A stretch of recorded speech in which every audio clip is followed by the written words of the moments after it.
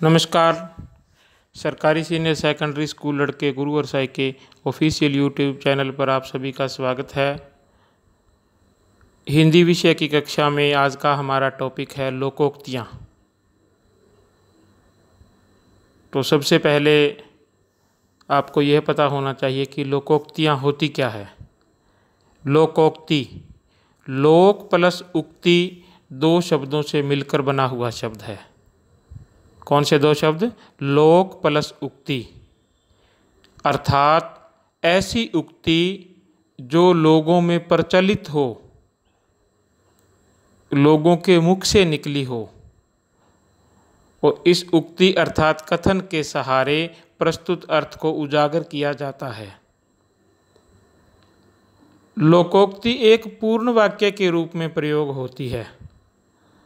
इसके किसी भी शब्द को हम लिंग, वचन, काल के आधार पर परिवर्तित नहीं कर सकते। जैसे मुहावरे में हम लिंग, वचन, काल के आधार पर शब्दों को परिवर्तित कर देते हैं, वैसे लोकोक्ति में परिवर्तन नहीं आ सकता। लोकोक्ति भी मुहावरे की तरह भाषा को प्रभावशाली व सशक्त बनाने के लिए प्रयोग की जाती है, लेकिन इनमें एक मुख्य अंतर रहता है कि जो मुहावरा होता है वह एक वाक्यांश होता है, वाक्य का अंश होता है, एक हिस्सा होता है, लेकिन लोकोक्ति अपने आप में एक पूर्ण वाक्य होती है। लोकोक्ति का प्रयोग वक्ता या लेखक जो बोलने वाला होता है वो अपनी बात को समर्थन देने के लिए, अपनी बात को अधिक पक्का करने के लिए करता है। तो आपके जो व्याकरण में लोकोक्तियाँ हैं वह लोकोक्तियाँ आज हम करेंगे। सबसे पहली लोकोक्ति है अंत भले का भला। क्या है? अंत भले का भला। इसका अर्थ यह होता है कि भला करने वाले व्यक्ति का हमेशा भला ही होता है। इसे हम वाक्य में प्रयोग करेंगे।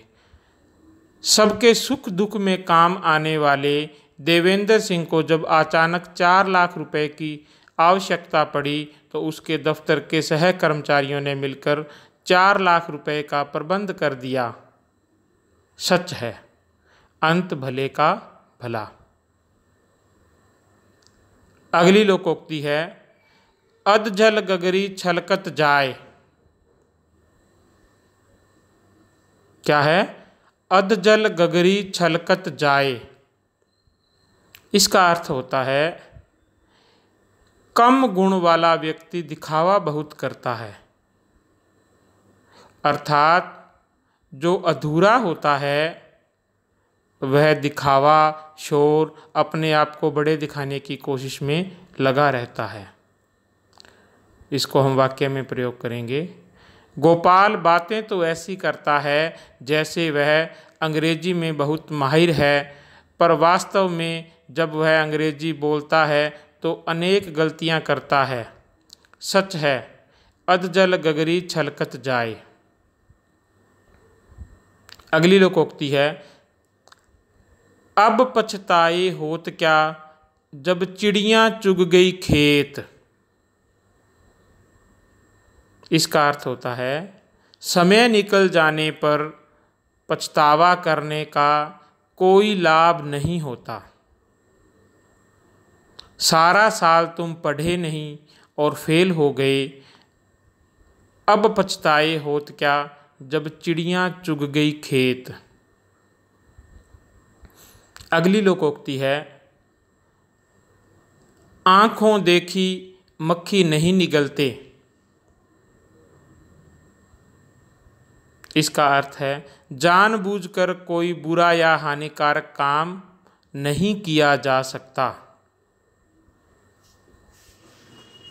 जब पता चल ही गया है कि तुम्हारा लड़का नशेड़ी है तो अब यह शादी नहीं होगी, क्योंकि आंखों देखी मक्खी नहीं निगलते। लोकोक्ति।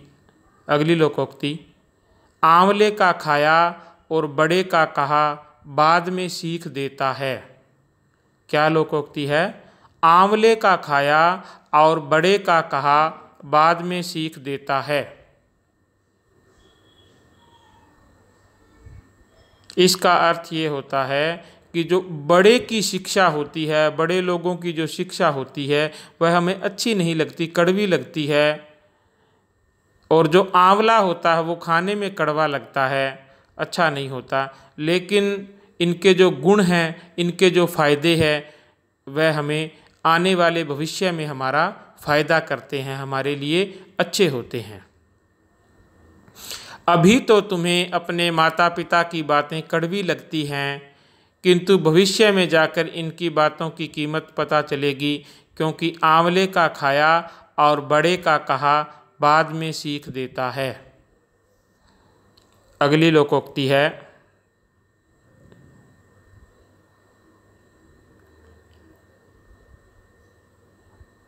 आम के आम गुठलियों के दाम। इसका अर्थ होता है दुगुना लाभ। इसको हम वाक्य में प्रयोग करेंगे। सत्येंद्र सिंह नौकरी के लिए इंटरव्यू देने आगरा गया था और साथ ही ताजमहल भी देख आया। इसे कहते हैं आम के आम गुठलियों के दाम। अगली लोकोक्ति है, आग लगने पर कुआं खोदना। क्या है? आग लगने पर कुआं खोदना। इसका अर्थ होता है मुसीबत पड़ने पर ही प्रयत्नशील होना, अर्थात जब मुसीबत गले पड़ जाए तो फिर उसके लिए कोशिशें करना, उससे बचाव की कोशिशें करना। इसको हम वाक्य में प्रयोग करते हैं, सारा साल आवारागर्दी करते रहे, जब परीक्षा सिर पर आ गई तो पढ़ना शुरू कर दिया। किसी ने सच ही कहा है, आग लगने पर कुआं खोदना। अगली लोकोक्ति है, ईश्वर की माया कहीं धूप कहीं छाया। क्या है? ईश्वर की माया कहीं धूप कहीं छाया।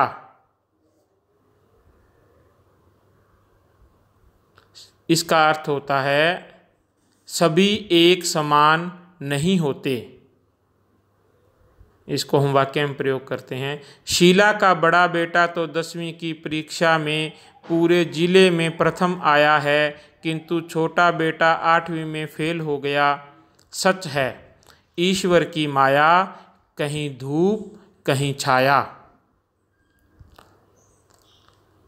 अगली लोकोक्ति है, ऊंची दुकान फीका पकवान। दोबारा से बोलूँगा, ऊंची दुकान फीका पकवान।